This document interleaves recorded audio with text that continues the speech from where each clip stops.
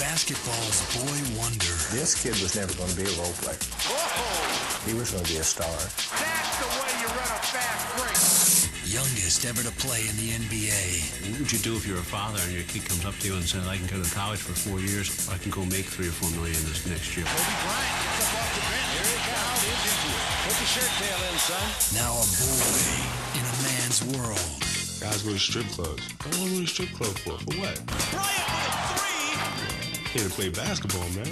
A loner who kept his private life secret. He enjoys his privacy, and his privacy vanishes as soon as he steps out of his room. The high school kid from Italy who tried to take on the entire league all by himself. There were times when I just would shake my head.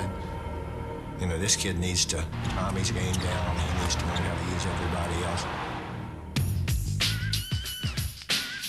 I don't think it's a selfishness. I think it's just he just feels like he's invincible out there on the court and he can't be stopped. That got the people up out of their seats. He has so much ability that he feels like nobody can stop him and he can do anything. Kobe, put down the shot. You got everybody in here going crazy. Finally, they brought in a guy who knew how to win. He took shots with guys hanging on him with teammates wide open. So I had to question his vision. Does he see? Does he know these guys were open? And the boy wonder began to grow up. That's a beautiful 17-foot jumper. Nice shot from Bird by Kobe. And I could just see in his face, look, I just want to win. I just want to win. He might be the best total player in the game. This is Kobe Bryant. I'm not sure I've ever seen that move before. Beyond the glory. Absolutely outstanding. Unbelievable. Do you have anything to say to your fans?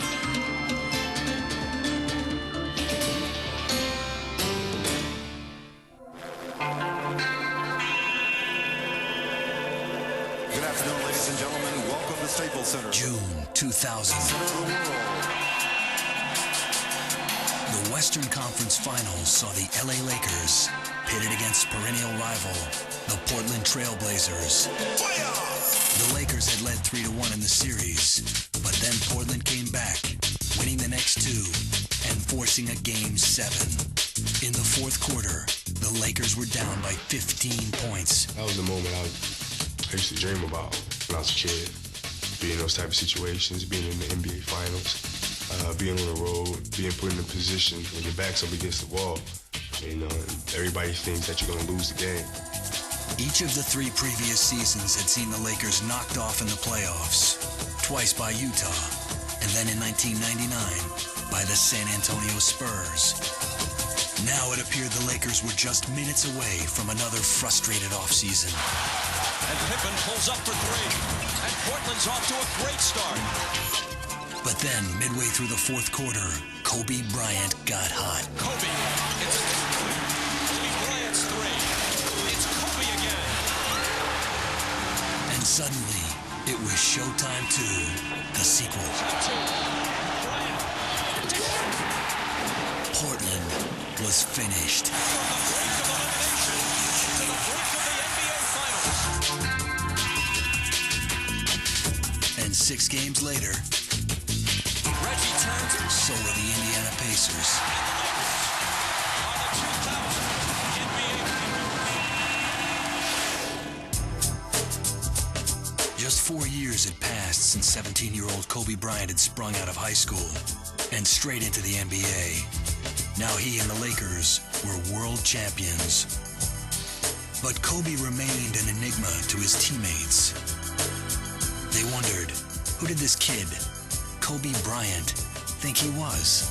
Our conflict, since basically day one, has been how much you want to do on your own and how much are you going to do in the team offense. But it was not so much who Kobe was as who Kobe was determined to be, the best player ever to play the game. When my father's playing on TV, I would have a little setup, a little hoop in the living room, and I'll play. You know, while he's playing. Then when they take a timeout, then I sit down and I take my little timeout. I remember putting on a little jersey, like one of those little white tank tops. My mom used to help me. She used to scribble my dad's number on there. Kobe Bryant's earliest memories are of basketball. It was just there when I was like 4 or 5 years old. I just wanted to do it. Just wanted to play. Bryant gets around short, down middle, scoop shot on the way, falls in. Kobe's dad, Joe Jelly Bean Bryant, played 8 years in the NBA, first for the 76ers, and then San Diego and Houston. When Kobe was 6, Joe signed a deal to play in the Italian League. For the next 7 years, the Bryants lived in Italy. The lifestyle and the culture was pretty easy to adapt to. But the language, man, I think it was like the first day I got into a fight with this kid because he said, nero. Like, guarda, nero, nero. Which means, look, black. You know, I guess he's never seen a black person before. And I thought he said, you know, look, you know something else, look, nigga. And that guy and I wound up becoming best of friends my first couple years in Italy. So. Kobe soon began to learn Italian and came to speak it fluently. I speak not so bad like I speak English, but I speak really well, I speak Italian normally, like if it was his language. When Kobe was 7, he got his first leather basketball. It became his constant companion. He even slept with it. But finding a game was tough, unless the game was soccer. 13 guys would show up and come down to the court ready to play soccer because they would have the soccer post right underneath the basket. So I would just stay there and play. Then when they finished, I started playing basketball again. Joe and Kobe kept tabs on their favorite NBA teams by watching videotapes. Kobe studied these by the hour, trying to memorize the moves of his favorite players. Magic, he was the top one. You know, when Michael was coming up, I didn't like him too much because I was a Magic fan. Kobe hung out with Joe's Italian League teams. It was like a correspondence school in basketball. Every time the players stopped their training, Kobe would immediately jump on the basketball court. He would get the ball that he always had in his hands and would start shooting. At the end of every game here in Pistoia, I remember that Kobe, going on court, would steal the ball from the last player that had it in his hands, because he wanted to practice his shots.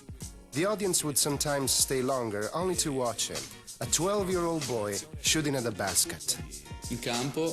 On the basketball court, his personality was very strong. For example, he rarely passed the ball